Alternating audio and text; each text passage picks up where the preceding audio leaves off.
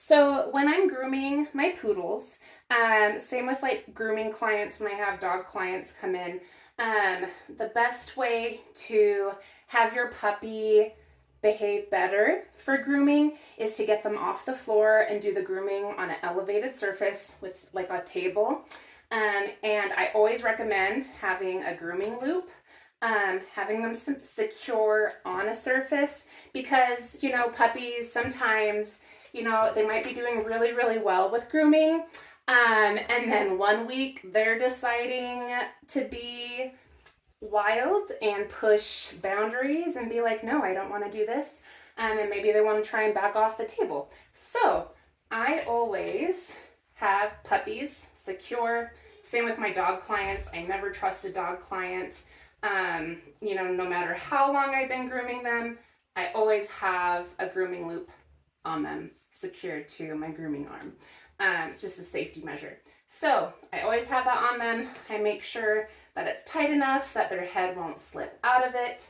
And then I have it secure. The grooming arm is a little bit low. I usually have it up higher, but he just wanted to lay down, and I'm fine with that. So anyway, also whenever your puppy is on a grooming table, don't leave the room with them on the table. You always want to be right next to them on the table because they can fall off the table, choke, and hang themselves. So always be within arm's reach of your dog when they're on the table. So what I do when I am shaving a face, hi Stuart, is I always like to pull the ear over. And with poodles, I don't know if it's, let me see if I can zoom in a little bit. So I always try to shave just under the eye corner. I like to leave a little bit more hair because then that way when I do a bubble, it helps lift that eyelid up just a little bit to kind of give that really pretty almond shaped eye.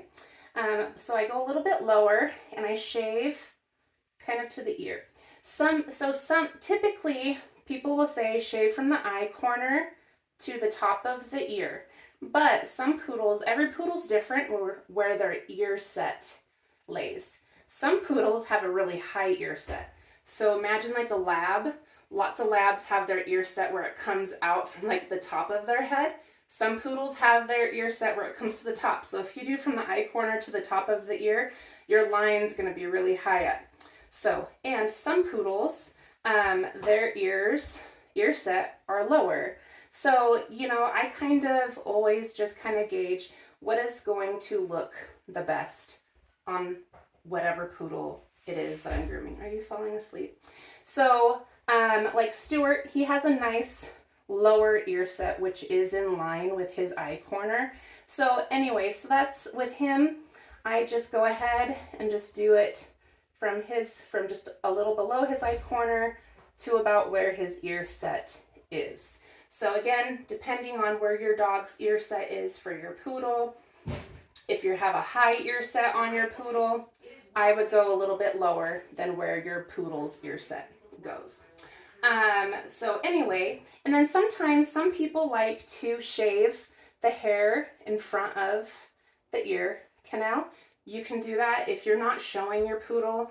I definitely say get rid of all that hair. It'll help give more airflow to the ear, so that way it reduces the risk of like more ear infections and like water and stuff getting stuck in there that could cause bacteria and stuff to grow. So I would just shave all that hair in front, from your line, shave all that hair away from the ear, and always shave away from the ear. You don't want to like poke into the ear. Always try and make sure that your blade is never jabbing in towards your dog, but always try and keep it flush with the skin. He's falling asleep. So anyway, so how I do it is I pull the ear over and I hold it with my hand. And then I kind of use my fingers and I kind of try to hold everything. I've got my fingers in the loop. I've got like my ring finger down here under here, and then I'm trying to hold this in his face, and I've got my clipper, and I start from where the back of where my shave line is going to be. And that's how I start my shave. Once I get this part done, I let go of the ear. And then I gently just try and get around the eye. And they're going to want to move. So that's why I like holding onto the collar, because then that way, if you have control of their head, like you don't have to be mean, if you have control of their head, they're not going to be yanking their head back where you're going to like accidentally jab them with your clipper, and you're not pushing hard either. You want to just do gentle little strokes. So if your puppy is not wanting to have their face done, just do gentle, soft. Like I'm not pushing very hard, just do gentle little things. And like with Stuart, since he knows, okay, I can't pull away because she's kind of holding my head, and like you can see, he just realized, okay, it's not like a big deal. He's like, okay, it's okay. You know, just keep doing gentle little things, and then you can kind of just keep going. Down here, I like to pull the skin so that way it's nice and tight, because you don't want to catch that skin and accidentally cut it. And I don't push a lot of pressure right here. I'm just very lightly going over and kind of turning my clippers so that way it's kind of, I don't know how to explain it, going at an angle on the lip so that way it's not hitting the lip when it looks like I'm shaving the lips like this. I'm kind of curving it like this, so that way I'm not hitting his lips, because you don't want to accidentally nick the lip. So again, I'm pulling that hair, so I always do it, stay. And then I'm getting this little area called the flew. Let me see if I can get it. He's like, why is this taking so long? You usually do this really fast. So I'm getting this little area right down in here by pulling this hair, and I just do it like that. I don't know if you can see that. Just like that. And just gently, same with the top lip, just like that. And then again, with down here, with my bottom of my shave line. So when you are shaving the bottom of their V, some people wonder how far do you go. So if you feel down your poodle's neck, you're gonna feel their like Adam's apple, and then there's gonna be like a dip right here, and then you're gonna feel their bone, their chest bone. So this dip right here, normally you're gonna wanna go a couple fingers above it, and then that's where your V is gonna be. And typically that's gonna be like the same distance as like what this is right here. So again, you can use your clipper. Good boy. I know you're so tired, I'm sorry. Come here. And again, puppies, they don't last very long. Usually I get this done in just a couple minutes, so it doesn't have to be perfect. And then I just do my little V.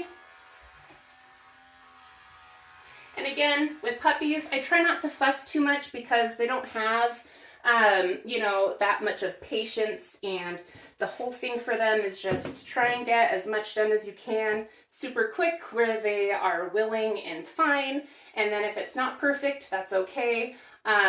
Just try and make it a good experience, right? And then little by little, they get more endurance, and then you can, you know, fine tune it more and more each time. So just making sure that every time you do it, just make sure that you end on a good note, because if you get stressed out and it's taking super long, they're gonna get stressed out and they're gonna hate it, and you're gonna hate it. I come onto the other side, I pull the ear over, and I use my arm, the right side, because I'm right-handed.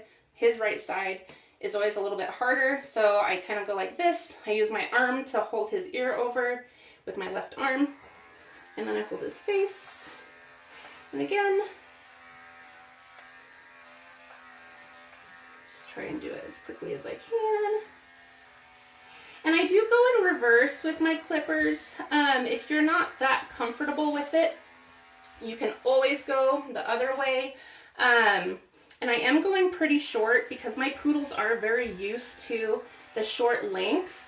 But so if your dog is not used to having their face and feet shaved super, super short, start slowly and then, see how their skin reacts. Make sure that they don't get any skin irritations, those things, and then slowly start to go just a little bit shorter each grooming session. So anyway, that's how I do it. And again, I pull the skin tight.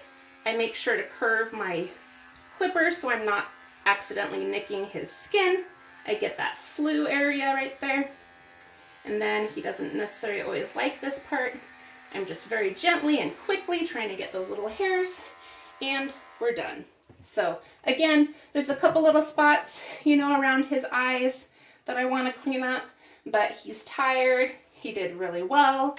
We're going to end on a good note. So anyway, that is how I do my poodle faces.